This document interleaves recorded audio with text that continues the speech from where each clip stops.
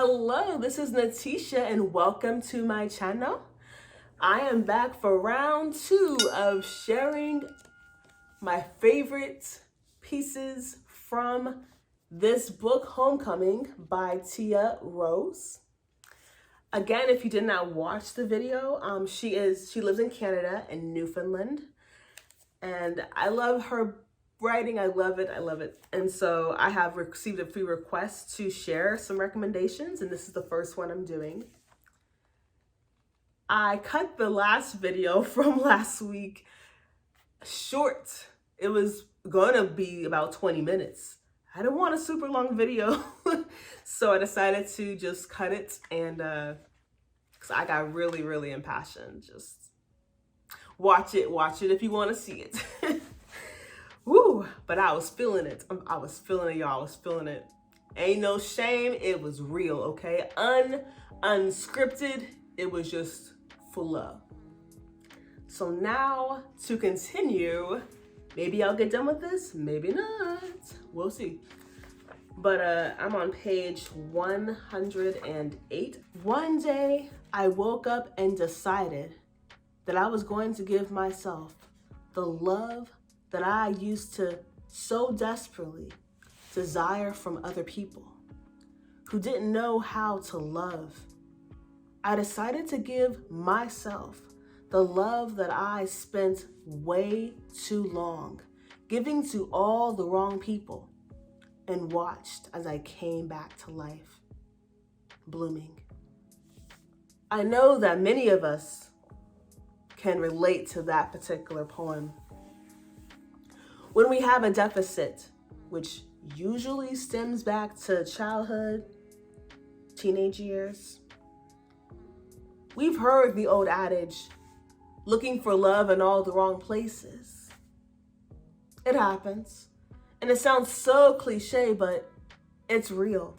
Like say you're being loved like really well by someone. Oh my goodness, I'm finally getting the love that I need, that I've wanted, that I've craved for so many years. And they give it to you and it's genuine and it's real. Yeah, sure, it helps, right?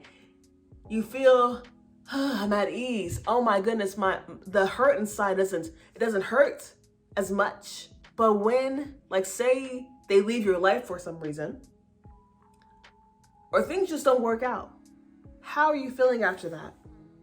Devastated. The heartbreak gets compounded, even if it was not a romantic relationship. It gets compounded because not only were they your companion, your boo, your honey, not only were they that, but they were also your lifeline to feeling loved. But you were actually not looking for love from people. What you needed was your self-love, to learn how to love yourself. I am speaking from experience because I have been on a self-discovery journey for the past 2 years. And I did not love myself the way I love myself now. I decided to learn to love myself. And that's what she's talking about. To give yourself the love that you have looked for from here, from there, from that person. No, because whether they stay or whether they go, when you love yourself, you're fine.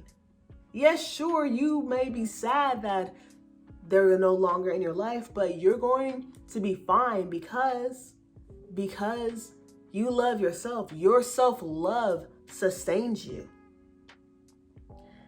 And even when it comes to God's love, for those of you who are believers or sources or universe, look, when you're looking for love outside of yourself, you have to love yourself first. External love can only do so much for you. What is needed is your love for yourself. Your love for yourself helps make someone else's love for you, when you receive it, makes it more impactful, helps it to go down deeper into your soul. And when we're looking for that love that we need to have for ourselves, we're always going to feel depleted. We're always going to feel heartbroken because you don't love yourself. It's hard. It's next to impossible to sit with someone else's love if you don't love yourself. Because if they disappear, you're completely shattered because you needed their love to survive. No, baby, you need your love to survive. That's what you need. You need your love to survive. Your love makes a difference. Your love makes a difference for yourself. So choose to love yourself, learn, go on a self-discovery journey to love yourself, love, accept, embrace yourself. It's going to make love that you encounter from others so much more wonderful. I'm moving on to a different poem. But what if it all works out? What if it all works out? What if it's more than you could have ever dreamed of? More than you could have ever imagined? What if everything has been working together for your good this whole entire time? What if your dream life is on the other side waiting for you? What if you are meant for more? What if what you've been wishing for is already yours? No comment needed on that one. That says it all. Wow. That should be a contemplation. I'm moving on to another one on page 114. You deserve to be surrounded by people that make you feel seen. People that make you feel heard. People that embrace every inch of your beautiful self. People that meet you exactly where you are with love and kindness. People that celebrate you, cheer for you. People that make time to be there for you and not just when it's convenient for them. You deserve to be surrounded by people that make you feel like you're easy to love, because you are. You deserve that. I deserve that. To be where we are celebrated and not just tolerated. People who will cherish us and just love us, care about us, try to lift us up and not try to put us down. You deserve it. You really do. But that comes from loving yourself. When you love yourself, you learn that you are deserving of what this one is saying. You'll know it. Your standards will change. What you put up with will change. Wow. I'm just thinking of the self-love journey. Let me reflect right now. Let me just reflect, because this is what's happening. When I was learning to love myself, at first it felt weird. Like, who am I to think that I deserve to be loved, you know? I was always grappling for other people's love in place of my own. But when I did the inner work, and I can talk about that, what that means, because it's not the same for everybody. And I feel like the phrase inner work is pretty vague. It sounds esoteric. It's not. It's not. But I don't want to go off course right now, so I can make a different video on that. But when we do the inner work, we just look at ourselves differently.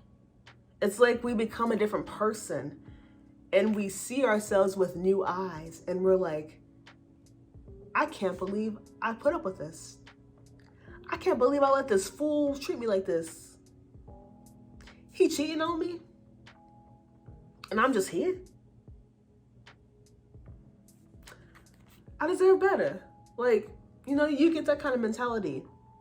I deserve to be treated better than that, because we don't realize our value. We don't realize our worth. But when you do, when you awaken to the reality that you are worthy just because you exist, not because of anything you have done, but because you exist, period. Like that's it.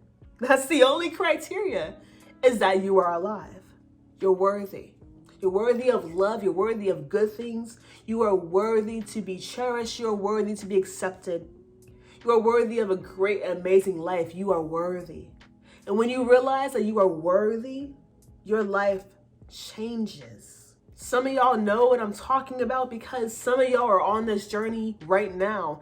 Some of y'all know exactly how life-changing loving yourself is, and I'm about to tear up. It is amazing. Like, wow.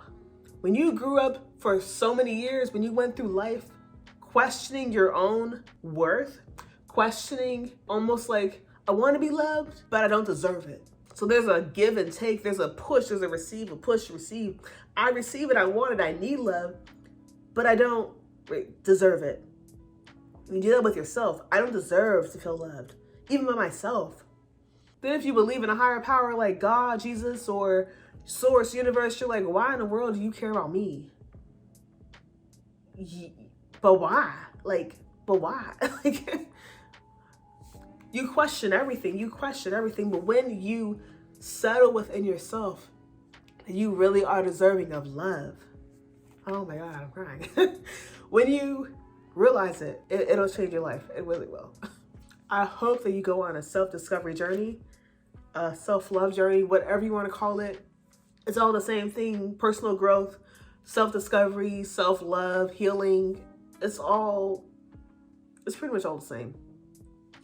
When you get to know your real self, who you are on the inside and not this outer shell that we all just look at, who you are beneath it all, you'll see that you are worthy, that you deserve, like she wrote, you deserve to be loved.